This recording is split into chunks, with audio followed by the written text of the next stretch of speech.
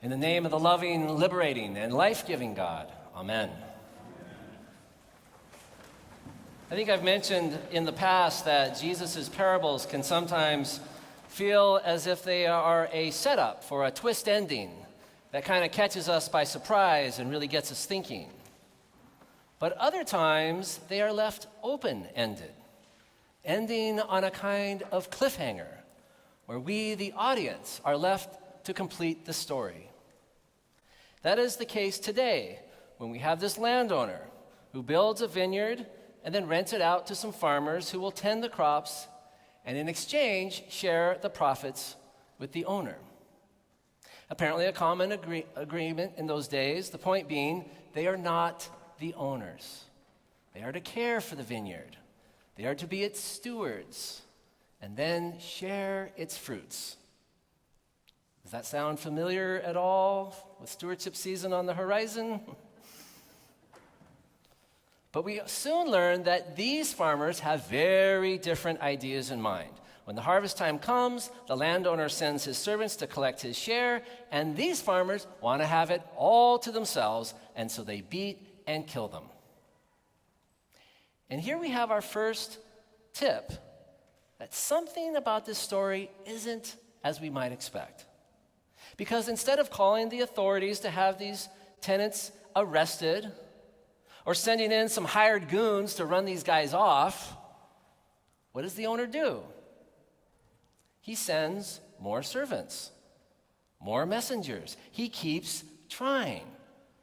Rather than retaliate, this landowner keeps reaching out in peace, hoping to restore the agreement, hoping to restore their arrangement, hoping to restore their relationship.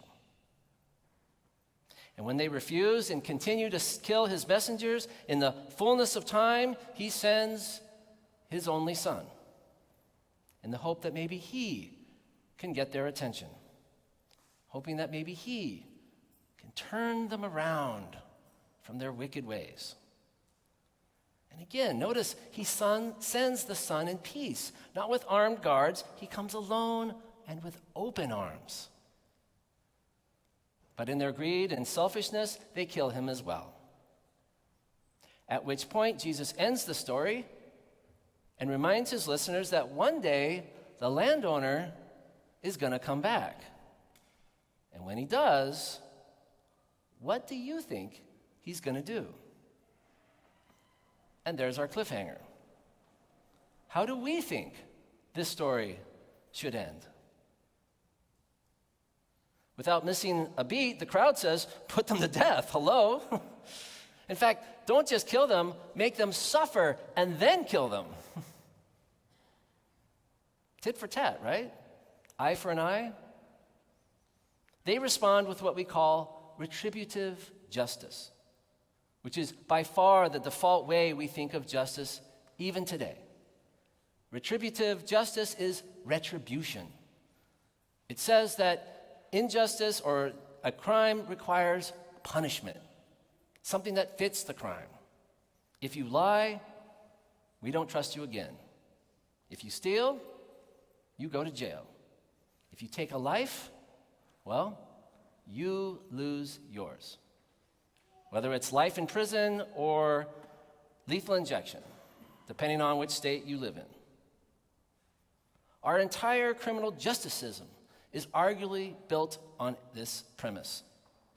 When our political leaders get on TV after a heinous crime and promise to make them pay, or we are going to bring them to justice, they are echoing the crowd's response to Jesus today, some 2,000 years later. In fact, it's so much our default way of thinking that we even apply to God sometimes, do we not? Anyone here ever been raised to think that God rewards good people with heaven and punishes bad people with hell? Has anyone ever heard a preacher say that in order for God to forgive humanity, Jesus first had to suffer and die in order to pay the price for our sin? That's the God of retribution. And in my opinion, it is one of the great tragedies of the Christian faith that so many of us have been raised to think of God in that way. Because God is the God of unconditional love, endless forgiveness, unearned mercy and love and grace. Retribution and violence, that can't be God, because that's how we do things. That's business as usual for us. Jesus does warn us about punishment, but it's about the prisons of our own making, the ones we lock ourselves into when we live only for ourselves. Selfish people, they experience a selfish world, do they not? Hurtful people generate more hurt. Hateful people, more hate. It's what they know. It's what they trade in. It's the currency of their lives. That's what Jesus is saying at the end of this gospel when he warns us that rejecting the cornerstone, rejecting the way of love, crushes anyone under its weight. We reap what we sow. But as the saying goes, we become the God we worship. So if we believe in a God that punishes, if we believe in a God that turns his back on those who don't like him, well, I guess we can too. And so retribution is the default mode. And it shows up everywhere, does it not? In our foreign policy, at the workplace, in the supermarket, in the Holy Land. When someone disinvites us, do we not leave them out of our next party? That's retribution. When somebody cuts us off in traffic, do we not take pleasure in passing them up at the next light? I know I do. I'm out there getting some justice on Woodward Boulevard every day, trust me. When your child comes home complaining about the school bully, are we on the phone with the principal demanding they get kicked out? When someone says something hurtful, or we don't like their politics, do we write them off? I think if we're honest, one of the reasons retribution persists is it is so much easier. Retribution really doesn't demand much from us. We don't need to open our minds. We don't need to really listen. We don't need to consider the opinions or the experience of others. It's totally one-sided. It doesn't need their involvement at all. I can write people off all on my own from the comfort of my kitchen table. And what's more, it can make you feel powerful, doesn't it? It makes you feel like you're in control, and it feeds our ego. And for a time, it can even seem like it works. Because throwing people away and throwing away the key and driving divisions between us and separating us into different camps, it can create some peace. But it's a false peace because it doesn't change anyone. It doesn't challenge us. It just breeds resentment, hardens opinions, and sows the seeds for future endless conflict. In other words, retribution is everywhere. It's what the world practices, it's what the world rewards and endorses, and that should be our tip-off that it is not the way of God.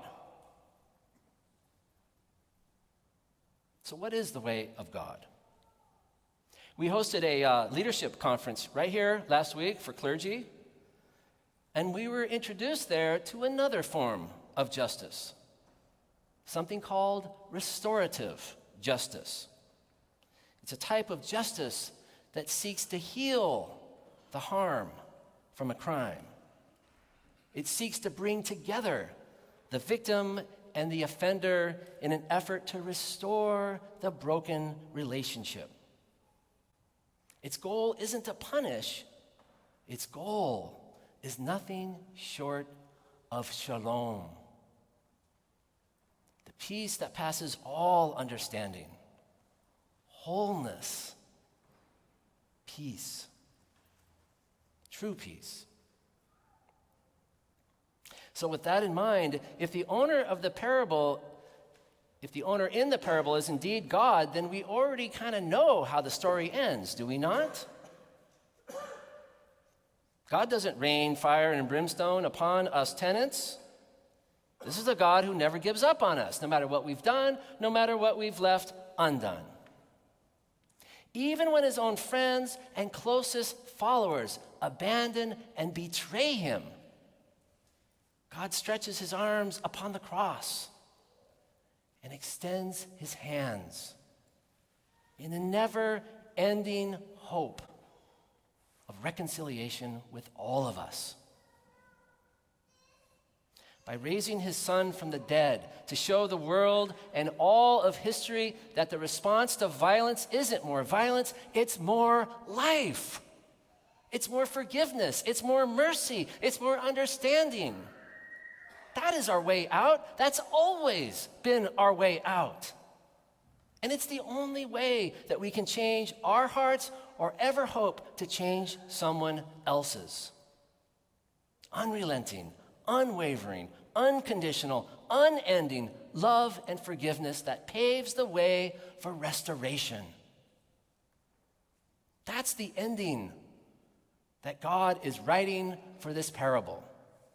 And it's one that has the possibility of changing everything. Back in my fraternity days in college, we had this neighbor who was constantly complaining about the noise coming from our house. Go figure. But actually, we weren't all that bad. We were pretty good with our neighbors. We got along with all of them. We were very courteous. We gave them a special number to call if there was ever a problem. But nothing we could do could satisfy this guy.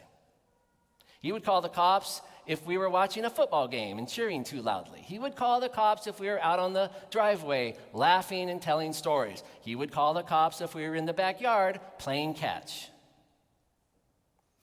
And so we put up signs making fun of him. We put up these stupid scarecrows. I won't go into it. Not our best moment. And that just triggered him to complain to the city, and you get the idea. It became this perfect cycle of retaliation and retribution. Until finally, someone decided to write a new ending to the story. I don't remember who it was, but someone thought to bring in a neighborhood mediator to see if we could work something out. And so, to our surprise, the neighbor actually agreed, and he came over and we met him. And I was surprised how young he was, maybe in his 30s, maybe early 40s. And the mediator had us all go around in a circle and introduce ourselves.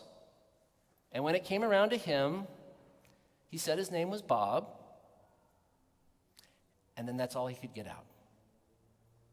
Before he started to cry and just sob right in front of us. And when he spoke up again, he said, "I'm a brother." And we thought, okay, a brother? He says, no, I'm a Theta Chi. I'm one of your brothers. Back when I was in college.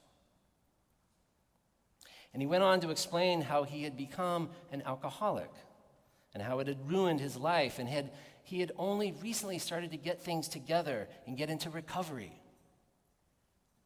And so when he heard our parties, when he heard us carrying on, when he heard us laughing and watching football games, he wanted nothing more than to come join us. But he knew he couldn't. So he called the cops. And there was this awe that came over the room. This stranger suddenly really became like a brother. We had this incredible sense of empathy all of a sudden. And some sadness. How did we ever let it get this far? Well, needless to say, that meeting changed everything. We went on to build the friendship. He came over for dinner. He got involved with the alumni He helped out at some of our community service projects, and we started to rent him a hotel room on the nights we had a big party.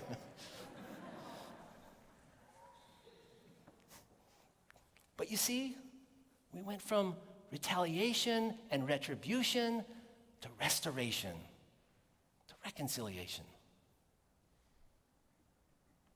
What are the new endings waiting to be written in your life? Might it be time to sit down with that person who wrote us off? Maybe it's time to risk telling them some of our story, sharing with them some of our feelings. When someone cuts me off in traffic, maybe it's time for me to start praying for them. Praying that whatever anxiety and fear is driving them might be healed. Rather than kick out the school bully, what if we were to invite him over for a play date?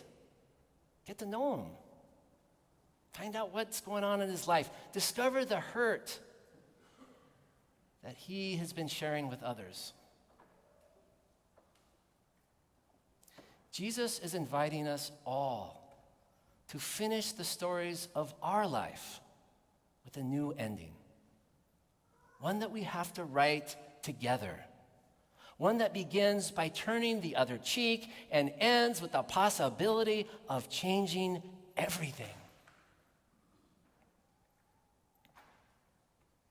How will your story end?